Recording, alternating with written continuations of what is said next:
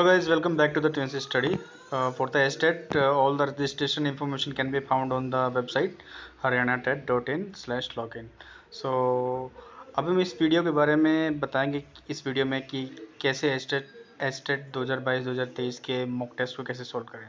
चलिए, मेरे पास कुछ सेट ऑफ क्वेश्चन है, जैसे 10 क्वेश्चन है। तो पहला क्वेश्चन लेते हैं। The average run of 6 person is in cricket match is 36. If one player made 16 run, then what will be the average of the remaining players? So answer will be 24, 30, 36 or 40. Let's solve it. For the let's suppose there are 6 players. 6 players हैं। पहले ने 45 बनाए, 30 बनाए, 60 बनाए।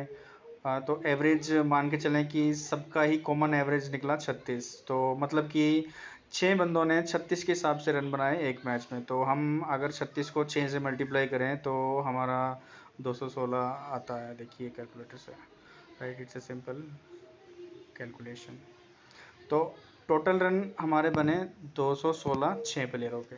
अब देखिए exception है कि एक प्लेयर ने 16 रन बनाया है, ठीक है। तो अब हम क्या करेंगे, 16 रन टोटल में से 16 रन घटा देंगे और प्लेयर में से भी एक प्लेयर कम कर देंगे। तो हमारे पास कितने बचे, 216 में से हम 16 को घटाएंगे तो हमारे पास 200 बचेगा, और 6 प्लेयर में से हम एक प्लेयर घटाएंगे तो हमारे पास 5 प्लेयर बचेंगे। तो जैसा कि आपको क्वेश्चन में दिया गया है। तो सबसे पहली बात, एस्टेट सोल्व कोई भी क्वेश्चन पेपर हो उसको क्वेश्चन को ध्यान से पढ़ें, एक एक लाइन को ध्यान से पढ़ें। उसका मतलब क्या है, जब तक आप ध्यान से नहीं पढ़ेंगे, जल्दबाजी कर बैठेंगे तो कुछ ना कुछ गलती कर जाएंगे आप, राइट। तो क्वेश्चन में एक एक्सेप्शन था, एक्सेप्शन हमने हटा दिया तो 200 बच गया। तो देखिए 5 प्लेयर का एवरेज आया हमारे पास 200। तो 200 डिवाइड बाई 5 कर देंगे हम सिंपल गैस से, और तो हमारा आंसर आ जाएगा 40, राइट। तो 216 माइनस 16 अब मैंने कर लिया, इसको आप कैलकुलेट करिए, चाहे आप दिमाग से फटाफट कैलकुलेट कर लीजिए, सिंपल 200। तो टोटल रन बन जाएंगे और टोटल प्लेयर 5 हो जाएंगे, तो आंसर हमारा रहेगा 40, राइट। तो पहला क्वेश्चन हमारा सॉल्व हो गया है। इस तरीके से आप क्वेश्चन को थोड़ा ध्यान से पढ़िएगा, और बिल्कुल अगर ज़्यादा टाइम ना लगाएं, जितना टाइम आपको हावर्स के हिसाब से मिला है उसके हिसाब से करें आप, ठीक है। और तो अपना आईक्यू लेवल यूज करें आप। चलिए दूसरे क्वेश्चन पे बढ़ते हैं। कंप्लीट द फ्लोइंग सीरीज है हमारे पास 24, 60, 120, 210। तो क्वेश्चन थोड़ा ट्रिकी है, तो इसमें आप टेबल्स का यूज कर सकते हैं, गेस कर सकते हैं, और टेबल में पहले अक्षर से दूसरे अक्षर पे जाने के लिए कितना सम हो रहा है वो यूज कर सकते हैं। और आप कह सकते हैं कि इसमें कितना 2 प्लस समथिंग कुछ ऐड हो रहा है या नहीं हो रहा है बाकी सीरीज में, बाकी नंबरों में भी। तो आप इस तरीके से कुछ गेस कर सकते हैं, पर यहाँ कुछ ज़्यादा ही ट्रिकी क्वेश्चन है, तो आप इस तरीके का मल्टीप्लिकेशन का भी आप इसको गेस करके आप इसे सोल्व कर सकते हैं। तो उस नज़रिए से भी आप देखिए, क्योंकि इसमें आपको फटाफट से आईक्यू यूज करके, अपना दिमाग यूज करके, इसमें आपको सीरीज का पहला स्टेप जो है, दूसरा स्टेप पे जो सीरीज नंबर आ रहा है वो कैसे आ रहा है फटाफट आपको आइडेंटिफाई करना होगा, अदरवाइज आपका टाइम निकल जाएगा। तो आपको जल्द से जल्द करना होगा। तो इधर मल्टीप्लिकेशन माइनस कितना ऐड हो रहा है कितना नहीं हो रहा है सब कुछ ध्यान में रखिए। तो यहाँ पे देखिए क्या हो रहा है, ट्रिकी था। 2, 3 और 4 का मल्टीप्लाई हो रहा है 24, फिर 3, 4, 5, फिर 5, 6, 7, और फिर 6, 7, 8 का मल्टीप्लिकेशन होगा लास्ट में जाके, राइट। तो आपका एक सीरीज का नंबर आएगा। तो देखिए पहला 2 into 3 into 4 24, 3 into 4 into 5 60, 4 into 5 into 6 120, 5 into 6 into 7 210, and now 6 into 7 into 8, 6 into 7 into 8, that is equal to your answer 336. So we have solved the second question of this mock test. So now we move forward to the third question. तो third question को देख लेते हैं। मैंने यहाँ पे दोनों MS word खोले हुए हैं साथ ही साथ। तो तीसरा क्वेश्चन यह है कि total amount of 14,500 with simple interest in 6 year is rupees 21,460 rupees. Find out the rate of interest. तो थोड़ा सा ट्रिकी है, देखिए थोड़ा सा इसमें IQ यूज करिए। 6 साल में हमारा जो अमाउंट है वो 14,500 से 21,460 हो गया है। तो सबसे पहले तो हम डिफरेंस निकाल लेंगे, हमने कमाया कितना, 6 सालों में हमने कितना कमाया, उनका डिफरेंस निकाल लेंगे। तो इसको सॉल्व करने का यही तरीका है, डिफरेंस निकालेंगे, फिर हमारा जो 6 साल का जो डाटा आएगा, हमने जो कितना पैसा कमाया है, तो उसको हम 1 साल का बनाएंगे, डिवाइड बाय 6 कर देंगे उसे। तो 6 करेंगे तो हमारा जो फाइनल जो पर ईयर का जो अमाउंट आएगा उसको हम डिवाइड करेंगे हमारे टोटल बेस प्रिंसिपल अमाउंट से। तो लेट्स सी, पहले देखते हैं हमने कमाया कितना एक्चुअली। तो 21,460 में से हमने 14,500, तो हमने 6,960 रुपये कमा लिए 6 साल में। तो हमने एक्चुअली इंटरेस्ट निकालना कि कितना इंटरेस्ट के हिसाब से हमने ये कमाया। तो हम मोटा मोटा गैस लगाएंगे, 6 साल में हमने इतना कमाया, तो 1 साल में हम कितना कमाएंगे, राइट। तो इन 6 year he earned or somebody earned 6,960, then in 1 year the person will earn 6,960 divided by 6, which is equal to, let's calculate, divided by 6, sorry, 6,960 divided by 6 is equal to 1,160. now ये क्या है, 1,160 रुपये हमने 1 साल के कमा लिए। अब सिंपल क्या करेंगे, अब हम इंटरेस्ट निकालने के लिए आप इसे 1,160 डिवाइड बाई प्रिंसिपल से आप डिवाइड कर दीजिए, आपको ये इसका टोटल इंटरेस्ट मिल जाएगा, राइट। तो इसको डिवाइड करें 14,500 से, देखिए कैलकुलेटर भी साथ में यूज़ कर रहा हूँ मैं, तो इससे सिंपल 0.08। तो देखिए 8 वाली टर्म सिंपल एक ही है। अब इसके आगे ज़्यादा दिमाग मत लगाइए आप, ठीक है। 8% क्या होता है, 8 इंटू डिवाइड बाई 100, सिंपल 0.08 आ गया मेरे पास आंसर। तो 8 के ऊपर की कोई रकम भी नहीं है, फटाफट 8 लगा के आप आगे बढ़ जाइए क्वेश्चन के आगे, राइट। तो पेपर में भी आपको ऐसे करना। तो चलिए move to, so let's move to question number 4. Question number 4 is, what is the difference between compound interest and the simple interest on rupees 18,000 in 2 year with the rate of interest 10% per year? So let's solve it. इसको solve करते हैं। देखिए सबसे पहले compound interest और simple interest, यहाँ दो चीज़ें दी गई हैं। हम पहले कंपाउंड इंटरेस्ट निकालेंगे, फिर सिंपल इंटरेस्ट निकालेंगे, फिर उन दोनों का डिफरेंस निकालेंगे और उनका जो डिफरेंस आएगा हम इन आंसर से मैच करेंगे, राइट। तो कंपाउंड इंटरेस्ट क्या होता है कि जो भी हमारा इंटरेस्ट बनता है उसके बाद इंटरेस्ट प्लस प्रिंसिपल पे फिर से उतने परसेंट का ब्याज लगा के हम दोबारा से कैलकुलेट करेंगे। तो देखिए सबसे पहले देखिए जो डेफिनेशन मैंने बताई है, what is compound interest is equal to interest plus principal. So 18,000 का अब हम इंटरेस्ट लगाएंगे 10% का, सिंपल 18 का 10% करेंगे तो 1800 आएगा। तो 18,000 प्लस 1800 हमारा बनता है 19,800, राइट। तो ये हो गया हमारा पहले मंथ का इंटरेस्ट विथ प्रिंसिपल। तो अगला जो ईयर होगा, क्योंकि हमने 2 साल का निकालना है डिफरेंस कंपाउंड और सिंपल इंटरेस्ट के बीच का अंतर जो है, तो अगला जो कंपाउंड इंटरेस्ट हम निकाल रहे हैं इसमें कंपाउंड इंटरेस्ट अगले साल के लिए क्या होगा, प्रिंसिपल क्या होगा, 19,800 का हम 10% निकालेंगे जो कि 1980 होगा, राइट। तो अब हम 1980 प्लस 19,800 को प्लस करेंगे तो हमारा इज इक्वल टू आएगा approximate 21,760। Let's calculate it from the calculator. 19,800 plus 1980, right. तो हमारा 21,780 आ गया। तो ये हमारा हमने पहले कंपाउंड इंटरेस्ट निकाल लिया। देखिए हम सोल्व कैसे कर रहे हैं, आपको ये फटाफट करना है, इमीडिएटली सोचना है कि दो चीज़ें, क्वेश्चन को ध्यान से पढ़ें सबसे पहली बात, क्योंकि क्वेश्चन ही मेन। अगर आपने यहाँ पे हड़बड़ाहट करके आप सोचेंगे दोनों ही इंटरेस्ट है, दोनों तरफ से इंटरेस्ट करके आपका जीरो भी आ सकता है। कई लोग सोच के बैठ के अगला क्वेश्चन पे चले जाएंगे, राइट। तो सिंपल इंटरेस्ट निकालते हैं। पहले साल भी प्रिंसिपल वही 18,000 रहेगा, दूसरे साल भी 18,000 ही रहेगा। तो टोटल इंटरेस्ट आएगा हमारे पास 3,600 रुपये, राइट। तो कैलकुलेट करते हैं। 18,000 का पहले साल बन गया 19,800, तो दूसरे साल बन गया 18,000 पे। 18,000 पे हम 10% लगाएंगे, राइट। तो 18,000 पे जो हमने 10% लगाया वो बनेगा 1,800, क्योंकि हम यहाँ पे सिंपल इंटरेस्ट निकाल रहे हैं, क्योंकि हमारा एक कंपाउंड इंटरेस्ट नहीं है। कंपाउंड इंटरेस्ट के और भी एग्जांपल हैं, जैसे पीपीएफ हमारा अकाउंट कंपाउंड इंटरेस्ट का ब्याज देता है एवरी ईयर 15 ईयर तक, राइट। तो अब हम यहाँ पे सिर्फ सिंपल इंटरेस्ट निकालेंगे, क्योंकि हमारा ये सिंपल है, कंपाउंड नहीं है। प्रिंसिपल हमारा सेम रहेगा जो कि पहले साल का रहा है, राइट। तो इसमें हम क्या करेंगे, तो 18,000, तो टोटल जो है हम अब हम माइनस कर लेंगे सिंपल इंटरेस्ट।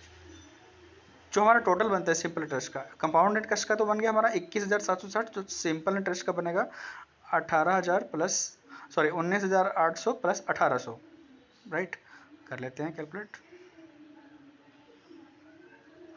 19,800 प्लस 1,800, जो कि हमारा बनता है 21,600 रुपये, राइट। अब क्या हुआ, देखिए क्वेश्चन दोबारा देखिए,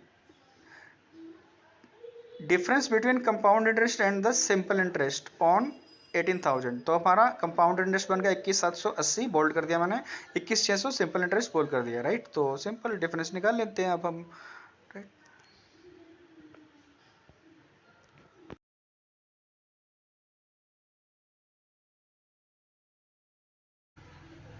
तो कैलकुलेटर ओपन किया है, 21,780 माइनस 21,600, तो आपको ये फटाफट करना होगा, तो आंसर आएगा हमारा 180। तो हम 180 को पास करते हैं, राइट, ग्रीन कलर। तो आगे बढ़ते हैं क्वेश्चन नंबर 5 के लिए।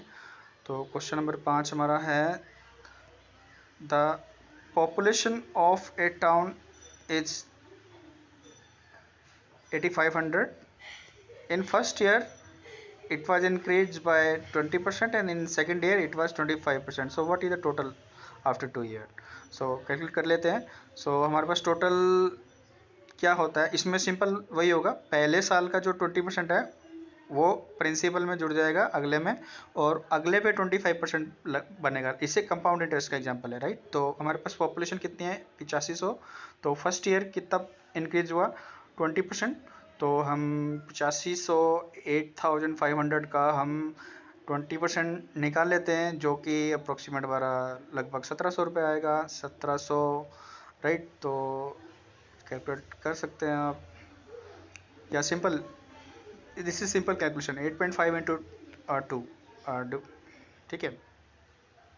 और ये कैलकुलेट करके देखिए आप, 1,700, तो 1,700 को हम 8500 में ऐड कर लेते हैं, तो हमारा आंसर आएगा 10,200, जो कि हमारा फर्स्ट ईयर का data after increasing the after the population increase by 20% during the first year. So अगले साल क्या होगा, जो हम क्वेश्चन अगर हम पढ़ें दोबारा ध्यान से, तो अगले साल सेम 25% इंक्रीज हो रही है, तो जो पहले 20% इंक्रीज हुई थी उसको तो हम ऐड करेंगे ही ना, राइट। तो 10,200 पे अब हम 25% का परसेंटेज निकालेंगे, तो जो हमारा बनता है 2550। तो 2550 में अब हम फाइनल फिगर जो है, जो पीछे वाला है पहले साल वाला 10,200, हम उसमें ऐड कर देंगे, तो हमारा टोटल आएगा, इसमें हम 10,200 ऐड कर देते हैं, तो हमारा टोटल आएगा 12,750। तो इस तरीके से हम, this is the example of compound interest. तो कंपाउंड इंटरेस्ट का एग्जाम्पल आ सकता है किसी तरह का भी, मतलब क्वेश्चन किसी भी फॉर्म में आ सकता है, तो आप मतलब कि क्वेश्चन आपको ध्यान से पढ़ना है। तो हमने अभी इसको पास कर दिया है। क्वेश्चन नंबर 6 पे आते हैं अब हम। क्वेश्चन नंबर 6 क्या कहता है कि find the next term of the flowing letters. Letters मैं लिख लेता हूँ, क्वेश्चन 6 है, DHL PTX BFJ, राइट। तो देखिए यहाँ पर सीरीज अलग अलग बन सकती है, आप इसमें अल्फ़ाबेट्स जो है आपको ध्यान रखने हैं A to Z। तो पहला अक्षर तीनों वर्ड्स का, जो भी तीनों वर्ड्स दिए हैं कोमा में, कोमा के बाद, तो पहला अक्षर दूसरे, जो दूसरा वाला स्टार्ट हो रहा है वो कितने गैप के बाद हो रहा है, तो बीच वाला जो है बाकियों के बीच वाले से कितने गैप से स्टार्ट हो रहा है, आगे जा रहा है पीछे जा रहा है, तो आपको ये सब कुछ देखना है, ठीक है, कितनी सीरीज बन रही है। तो यहाँ सिंपल अगर हम कैलकुलेट करें तो देखें, तो एच जो है थर्ड थर्ड पे आ रहा है, बी से, राइट, डी से, DEFG, देन एच आ रहा है। देखिए अभी हम करके दिखाएंगे। सो आपको इन बातों का हमेशा ध्यान रखना है। अगर कोई भी अल्फ़ाबेट्स का वर्ड्स आता है तो आप चाहे 4 वाला भी आ सकता है, 2 वाला भी आ सकता है, किसी तरह का भी आ सकता है, तो आपको फटाफट गेस करना है कि पहला, दूसरा, तीसरा जो भी है आगे वाले नंबरों से कितनी सीरीज में आ रहे हैं, तो ताकि जो फिल इन द ब्लैंक्स वाला है वो कितना जल्दी हम उसको कवर कर सकते हैं। तो आप सिंपली, कई बार क्या होता है कि आंसर देख के भी हम आप पता कर सकते हैं कि आंसर में किस तरीके का फॉर्म आ रहा है जो फटाफट मैच कर रहा है। अगर 2 सीरीज मैच हो रही हैं तो आप फटाफट आंसर की तरफ देखिए कौन सा आ रहा है, कौन सी सीरीज बन रही है। ज़्यादा सभी को कैलकुलेट करने की जरूरत नहीं है। तो अभी देखिए DHL में क्या होता है, डी DHL, तो H क्या है, डी अगर हम लिखें इसको सीरीज से DEFGH, देन IJKL, तो देखिए DH और L को मैंने हाईलाइट कर लिया है। तो 3 अक्षर जो हैं आगे बढ़ के आ रहे हैं। तो अगर हम PTX की बात करें तो T क्या है, third after P, third letter after P, so PQRST, then UVWX, X will be the last one, so same. So ये सीरीज बन गई है। तो जैसी सीरीज बन गई है आपको इमीडिएटली तीसरे वाले पे नहीं जाना है, तो फटाफट आप दिमाग लगाइए, टाइम बचाइए और आंसर की तरफ जाइए। आंसर में देखिए ये वाली सीरीज बन रही है कि नहीं बन रही, राइट। तो आंसर में आप सबसे पहले कोई भी उठा लें आप, तो मैं PVPR उठाता हूँ, तो उसमें सॉरी NFV उठाता हूँ, NRV सॉरी, NRV R क्या है जो तीसरे नंबर पे आ रहा है N से, राइट। तो देखते हैं, मतलब आपको फटाफट ये गैस करना है यहाँ पे। तो जैसे ही गैस करेंगे आप टाइम सेव कर पाएंगे, टाइम सेव कर पाएंगे तो अगले क्वेश्चन पे जा पाएंगे, राइट। तो NRV क्या बन रहा है, देखिए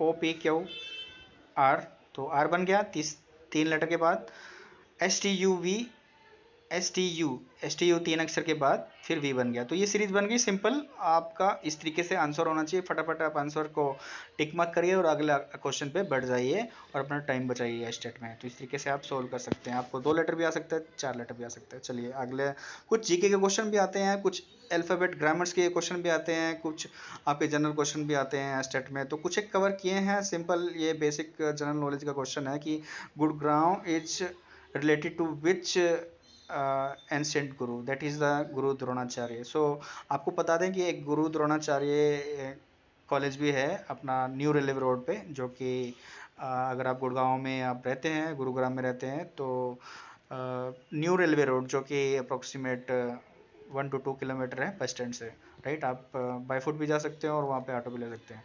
तो ये गुरु जो हैं एंशेंट गुरु के नाम से ये Gurgaon is the famous city, right? So now moving forward for the 8th question. So the city of Haryana which is not a part of the national capital region. See, national capital region आपको पता होगा NCR, Gurgaon, Delhi, Noida, right, Ghaziabad. तो अभी तक तो पहले ये आ रहा था, कवर में आ रहा था। उसके बाद धीरे धीरे आपके और सिटीज़ भी आने लगी हैं, सोनीपत हो गया, रोहतक हो गया, इस टाइप के भी कवर करने लगे हैं जहाँ तक मेट्रो भी पहुँचेगी, राइट। तो Hisar is very far, 145 kilometre from New Delhi और from I mean Gurgaon. So I mean ये काफ़ी दूर है, तो इसलिए answer will be the Hisar. तो आपके नॉलेज में होना चाहिए, राइट। तो 9वें क्वेश्चन की तरफ बढ़ते हैं कि the headmaster and the secretary blank present in the meeting. ये इंग्लिश का क्वेश्चन भी आ सकता है इस तरीके से। तो आपको फॉर्म लगानी है। वाज वाज सिंगल पर्सन के लिए होता है नॉर्मली, आपको पता होगा। तो इस तरह की कोई भी गलती ना करें जल्दबाजी में। तो प्रॉपर 2 बंदे देख लें, हाँ 2 बंदे हैं, 3 बंदे हैं, आपको वर ही लगाना है, मतलब थर्ड फॉर्म लगानी है। तो वाज आपका सिंगल के लिए यूज होगा, राइट। तो थर्ड पर्सन के लिए वर यूज होगा, जहाँ एक से ज़्यादा पर्सन हो उसके लिए आप यहाँ पे फिल इन द ब्लैंक्स में वर डालेंगे आप। So postman and the secretary were present in the meeting. So I'm passing this ninth question. So 10th question is I had not slept or eaten anything properly dash 2 days, right. So आपका यहाँ पे question बनता है from नहीं आ सकता है और इन नहीं आ सकता है, तो बचा क्या, since and for. So since आपका कब लगता है, since long days, since 14 days or something like that, but specifically mention 2 days, so the answer will be the 4 for 2 days, yeah. Right. तो आपको यहाँ पे वर्ब्स भी चेक करनी है कब कहाँ लगती है, कुछ आपको पढ़ना पड़ेगा। तो जैसे ही पढ़ेंगे आपको थोड़ा बहुत अगर ये वाली चीज़ें पढ़ी हैं तो आपको फटाफट आंसर आप इसके में दे पाएंगे और अपना टाइम बचा पाएंगे, अगले क्वेश्चन की तरफ मूव कर पाएंगे, राइट। तो ये हमारा क्वेश्चन भी हुआ है लास्ट 10th वाला। तो स्टेट में कुछ एक बातों का आप भी ध्यान रखें जब भी आप टेस्ट देने जाएं, प्रॉपर कोई भी चीटिंग वीटिंग ना करें, अच्छी बात रहेगी। और अपनी कंसंट्रेशन साथ में रखें और अपना जो पढ़ा है उसी पे यकीन करें, नकल मारने की कोशिश मत करें और अपनी मेहनत से जो आपको मिलेगा वही आप उस पर संतुष्ट करें, राइट। तो मेरी तरफ से आपको बहुत बहुत शुभकामनाएं। Hope you will clear the test and will put the comment here. Thanks for watching.